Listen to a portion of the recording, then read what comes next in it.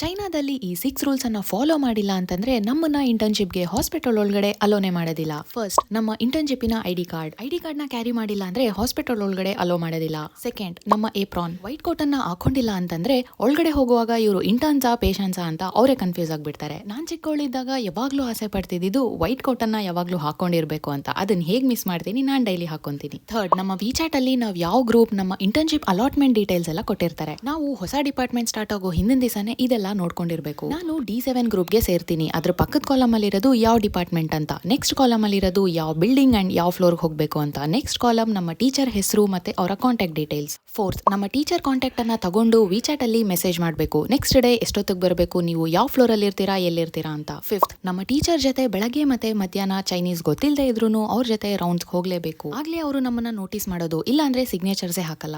sixth, ನಾವೇನಾದ್ರೂ ICU ಅಲ್ಲಿ posting ಆಗಿದ್ರೆ ಡಾಕ್ಟರ್ ಬರೋದಕ್ಕಿಂತ ಮುಂಚೆನೆ ಹೋಗಿ